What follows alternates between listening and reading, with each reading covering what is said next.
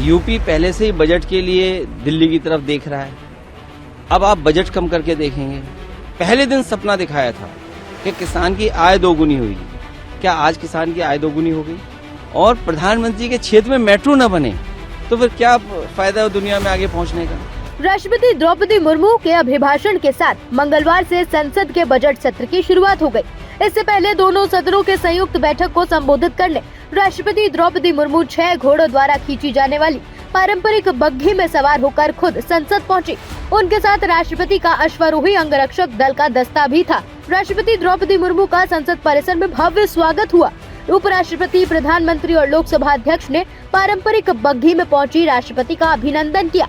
पारंपरिक वेशभूषा पहने लोकसभा के एक वरिष्ठ मार्शल ने सेंगोल यानी राजदंड को उसके स्थान से हटाया और ड्रम की थाप के बीच अध्यक्ष ओम बिरला के साथ जुलूस के रूप में आगे बढ़े। राष्ट्रपति द्रौपदी मुर्मू ने कहा कि सभी सांसदों को सदन चलाने में साथ देना होगा। उन्होंने आगे कहा कि मुझे संसद के इस सत्र को संबोधित करते हुए खुशी हो रही है। पिछला साल भारत की तेज प्रगति और विकास के त्योहार के तौर पर यादगार रहा। माननीय सदस्यगण, संसद के इस समावेश सत्र को संबोधित करते हुए मुझे अत्यंत खुशी हो रही है। बीता वर्ष भारत के तेज विकास और विरासत के उत्सव के रूप में स्मरणीय रहा है। ये कालखंड अपने साथ अनेक प्रेरणाएं लेकर आया है। माननीय सदस्यगण, वर्ष 2026 के साथ ही हमारे देश इस सदी के दूसरी पड़ाव पर पहुंच गया है। भारत के लिए सदी के पहले 25 वर्षों का समापन अनेक सफलताओं, गौरवशाली उपलब्धियों और असाधारण अनुभवों के साथ हुआ है। बीते 10-11 वर्षों में भारत ने हर क्षेत्र में अपनी नींव मजबूत की है। ये वर्ष 2047 तक विकसित भारत की तेज यात्रा का बहुत बड़ा आधार है। राष्ट्रपति का अभिभाषण के बाद संसद की कार्यवाही दिन भर के लिए स्थगित हो गई।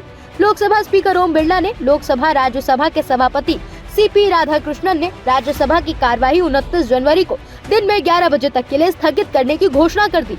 लोकसभा स्पीकर ओम बिरला ने सदन में अजीत पवार के निधन की सूचना दी। मुझे अत्यंत दुख के साथ हमारे 6 पूर्व साथियों के निधन के बारे में सूचित करना है। श्री अजीत पवार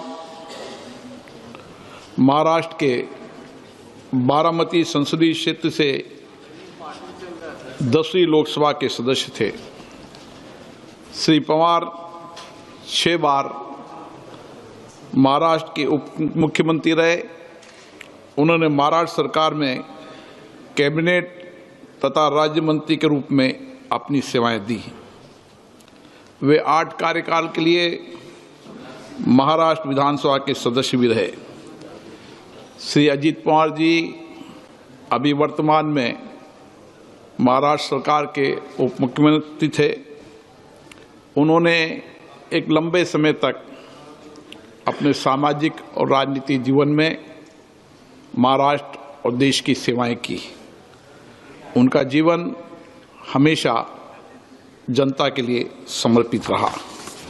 श्री अजीत पवार जी का निधन आज दिनांक 28 फरवरी 2026 को एक वायुयान दुर्घटना में 66 वर्ष की आयु में महाराष्ट्र के बारामती में हुआ। हालांकि बजट सत्र के पहले ही दिन अखिलेश यादव हमलावर नजर आए। अंदर सदन की कार्यवाही तो ज्यादा देर चली रही, लेकिन बजट सत्र में क्या होने वाला है इसका अंदाजा अखिलेश यादव ने बाहर आकर जरूर दे दिया। वी राम जी पे हमारा सोचना बिल्कुल साफ है। आप ये बताइए, यूपी में लगभग 800 ग्राम सभाएं अर्बन हो गई। यूपी पहले से ही बजट के लिए दिल्ली की तरफ देख रहा है। अब आप बजट कम करके देखेंगे तो आप यूपी का काम कैसे होगा? गरीब को कैसे काम मिलेगा, रोजगार मिलेगा? दूसरा सवाल, जब ये कह रहे हैं कि दुनिया में धान में, इन फसलों में, दूध में हम न जाने कहां पहुंच गए हैं, जो पहले दिन सपना दिखाया था कि किसान की आय दोगुनी हुई, क्या आज किसान की आय दोगुनी हो गई? और फिर मेट्रो की लाइन बिछाने में या मेट्रो बनाने में दुनिया में सबसे आगे निकल गए। हमारे मुख्यमंत्री और कदम आगे निकल गए। मेट्रो जो बढ़नी थी वो नहीं बनाई, पानी पे मेट्रो चला रहे हैं।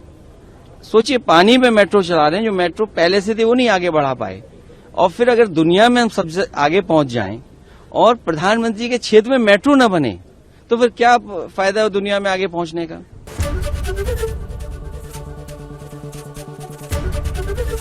एबीपी गंगा, खबर आपकी, जुबान आपकी।